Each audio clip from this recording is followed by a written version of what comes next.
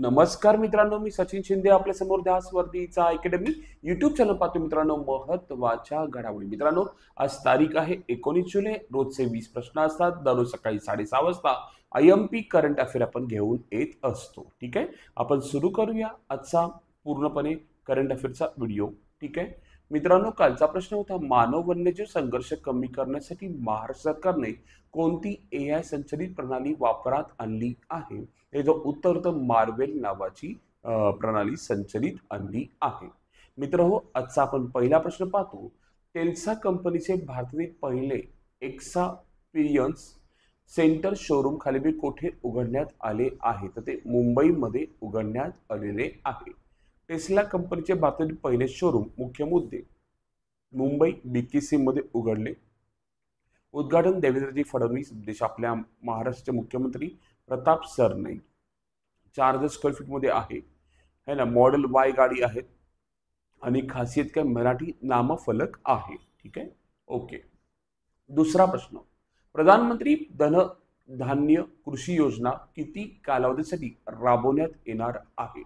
तर याचा कार्यकाल असणार आहे 6 वर्षासाठी ती राबवण्यात येणार आहे.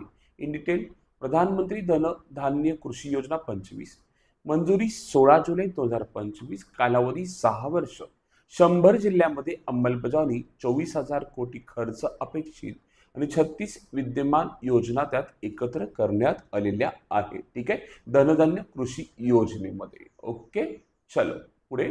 तिसरा प्रश्न, खालील कोणती मोहीम 18 वर्षावरील बेपत्ता महिलांसाठी महाराष्ट्रात राबवली जाते? ठीक आहे, तर कोणती आहे बघा बेपत्ता महिलांसाठी? आपण डिटेल पाहूया. ऑपरेशन मुस्कान काय आहे? 18 वर्षाखालील मुलांसाठी केंद्रीय गृह मंत्रालय सार्वजनिक ठिकाणी शोध मोहीम सुरू. ठीक आहे, म्हणजे 18 वर्षाखाली मुलं जर असतील तर ऑपरेशन मुस्कान आहे. आणि 18 वर्षावरील महिला आणि मुली असतील तर महाराष्ट्र पोलिसांचा भरोसा केंद्राची मदत, म्हणजे त्यांना शोध घेण्यासाठी ऑपरेशन शोध नावाची मोहीम आपल्या महाराष्ट्र पोलिसांनी सुरू केली आहे 18 वर्षावरील महिला आणि मुलींसाठी. तर उत्तर काय आहे? ऑपरेशन शोध. लक्षात ठेवा. ठीक आहे, ओके. चौथा प्रश्न, संवाद मित्र योजना कोणत्या सरकारी विभागाने लॉन्च केली आहे? आपण डिटेल पाहूया थोडंसं. सरकारने युवांना डिजिटल राजदूत म्हणून सक्षम करण्यासाठी सुरू केलेली संवाद मित्र योजना दूरसंचार विभागाने डिपार्टमेंट ऑफ टेलिकम्युनिकेशन DOT ने राबवली आहे. ही योजना देशभरात दूरसंचार विभागाने सुरू केली असून त्यात विद्यार्थी स्वयंसेवक म्हणजे संवाद मित्र, नागरिकांना डिजिटल सुरक्षा, सायबर फसवणूक, EMF किरणोत्सर्ग, जबाबदार मोबाईल वापर, आधुनिक तंत्रज्ञान, 5G 6G AI विषयक जागरूक करतात. तर कोणत्या विभागाने सुरू केली आहे? दूरसंचार विभाग DOT ने सुरू केलेली संवाद मित्र योजना आहे. हे सुद्धा आपल्याला माहीत असणं आवश्यक आहे. पाचवा प्रश्न, पॅसिफिक प्रदेशातील न्यू कॅलेडोनिया आणि कोणत्या देशादरम्यान 2025 मध्ये एक ऐतिहासिक करार जाहीर करण्यात आलेला आहे? तर कोणता करार कोणत्या देशासोबत केलाय? तो फ्रान्स सोबत केलाय. इन डिटेल पाहूया आपण तो काय आणि कुठल्या पद्धतीचा आहे. ठीक आहे, न्यू कॅलेडोनिया हा एक फ्रान्सचा प्रदेशातील विशेष प्रदेश आहे जो पॅसिफिक महासागरात आहे. 12 जुलै 25 रोजी फ्रान्स सरकार आणि न्यू कॅलेडोनियातील स्थानिक नेते यांच्यात एक ऐतिहासिक करार झाला. या करारामुळे न्यू कॅलेडोनियाला फ्रेंच गणराज्यात राज्य म्हणून विशेष दर्जा देण्यात येणार आहे. कॅलेडोनियन राष्ट्रीयत्व नावाची संकल्पना तयार केली जाईल, ज्यामुळे नागरिकांना दुहेरी राष्ट्रीयत्व फ्रेंच प्लस कॅलेडोनियन प्राप्त होईल. पूर्ण स्वातंत्र्य मात्र देण्यात आलेले नाही, पण राजकीय स्वायत्तता आणि ओळख अधिकृत केली गेली आहे. या करारामुळे न्यू कॅलेडोनियातील स्वातंत्र्यवादी संघीयतावादी गट यांच्यातील तणाव कमी होण्याची शक्यता आहे. या कराराला स्टेट विदिन अ स्टेट असे संबोधले जाते. ठीक आहे, बघा करार कोणी केला? खूप इम्पॉर्टंट आहे. फ्रान्सने केलाय न्यू कॅलेडोनिया या प्रांतासोबत, या प्रदेशासोबत. ठीक आहे, ओके. नेक्स्ट क्वेश्चन 6वा, राष्ट्रपती द्रौपदी मुर्मू यांच्या हस्ते कलिंग रत्न पुरस्कार 24 कोणाला प्रदान करण्यात आला? आपण इन डिटेल पाहायला गेलं तर राष्ट्रपती द्रौपदी मुर्मू 15 जुलै 25 रोजी कटक येथे, कटक कुठे? ओडिसामध्ये, कलिंग रत्न पुरस्कार 24 केंद्र शासनातील शिक्षण मंत्री धर्मेंद्र प्रधान यांना प्रदान करण्यात आला. कोणाला? शिक्षण मंत्री धर्मेंद्र प्रधान. काय आहे बघूया आपण. त्यांनी ओडिया भाषेला जागतिक स्तरावर पोहोचवण्याच्या त्यांच्या प्रयत्नांना उल्लेख करत हा सन्मान दिला. ठीक आहे. सन्मान प्राप्तीची वेळ आणि ठिकाण 15 जुलै 2025 कटक ओडिशा. सन्मानग्राही धर्मेंद्र प्रधान केंद्रीय शिक्षण मंत्री. पुरस्काराचे कारण ओडिया भाषा आणि सांस्कृतिक संस्कृतीचे जागतिक स्तरावर संवर्धन तसेच AI वापरातून तिचा विकास करण्यात आलेला आहे. ठीक आहे. इतर पुरस्कार पाहूया आपण. लता दीनानाथ मंगेशकर पुरस्कार 25 विजेता कुमार मंगलम बिर्ला त्यांच्या सामाजिक आणि औद्योगिक योगदानासाठी. USI SPF global leadership award 25 Kumar Mangalam Birla. लक्षात ठेवा US India strategic partnership forum.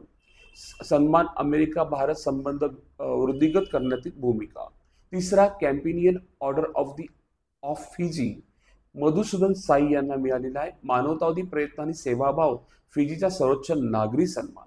मानवतावादी पुरस्कार miss world 25 festival Sonu Sood स्थळ हैदराबाद कारण गरजूसाठी केलेल्या सेवांसाठी. युनेस्को गिल्मो कॅनो जागतिक प्रेस स्वातंत्र्य पुरस्कार 25 ला प्रेन्सा निकरगवा आणि वैशिष्ट्य शताब्दी वृत्तपत्र प्रेस स्वातंत्र्यासाठी लढा. देवरा medal of honour world jurist association पुरस्कार विजेते भुवन रिभू सन्मानित होणारे पहिले भारतीय वकील. कायद्यातील योगदानासाठी हा पुरस्कार मिळालेला आहे. जागतिक अन्न पुरस्कार मारी यांगेला इंग्रिया ब्राझील. अन्न सुरक्षा क्षेत्रातील महत्वाचे कार्य. आंतरराष्ट्रीय बुकर पुरस्कार 25 विजेता लेखिका बानू मुश्ताक. कादंबरी हृदयदिवा कन्नड आणि वैशिष्ट्य पहिल्यांदाच कन्नड भाषेतील पुस्तकाला पुरस्कार. भाषांतरकार दीपा भाष्टी इंग्रजी भाषांतर. ठीक आहे. एकूण इतर 8 पुरस्कार महत्वाचे पाहिले जेणेकरून एखादा प्रश्न पेपरला येऊ शकतो. 7वा प्रश्न. भारतातील दुसऱ्या क्रमांकाचे सर्वात लांब केबल स्टेट पुलाचे उद्घाटन कोठे झाले आहे असा आपल्याला प्रश्न विचारला तर तो कर्नाटकात झालेलं आहे. पुलाचे नाव सिंगदूर ब्रिज कर्नाटक शिवमोग्गा जिल्हा. उद्घाटन केंद्रीय मंत्री नितीन गडकरींनी केलं. लांबी 2.25 किलोमीटर. भारतातील दुसरा सर्वात लांब केबल स्टेट ब्रिज. नदी शरावती नदी. खांब 17 मजबूत पिलर्सवर उभा. संपूर्ण खर्च 470 कोटीपेक्षा अधिक. जोडणी सागर शहा ते मुरकुटिया गाव. रुंदी 16 मीटर आहे पुलाची. लक्षात असू दे. ठीक आहे. 8वा प्रश्न. नुकतेच राष्ट्रपतींनी उच्च न्यायालयाच्या मुख्य न्यायाधीशांची नियुक्ती भारतीय संविधानाच्या कोणत्या कलमा अंतर्गत केलेली आहे? मित्रहो, प्रश्न खूप महत्वाचा आहे. आपल्याला प्रश्न विचारलेला आहे की राष्ट्रपतींनी सध्या उच्च न्यायालयांच्या मुख्य न्यायाधीशांची नियुक्ती केलेली आहे. लक्षात ठेवा. तर कोणत्या कलमा अंतर्गत केलेली आहे असं विचारलंय. तर 217 उपकलम 1 नुसार त्यांची नियुक्ती करण्यात आलेली आहे. मित्रो, हा तर प्रश्न महत्वाचा जीकेचा झाला. पण आपल्याला बघायचे करंटमध्ये कोणाकोणाची नियुक्ती झाली हा तर लक्षातच ठेवा. पण त्यासोबत बाकीचे पण लक्षात ठेवा. मध्य प्रदेश संजीव सचदेवा. झारखंड तरलोक सिंह चौहान. कर्नाटक विभू बखरू.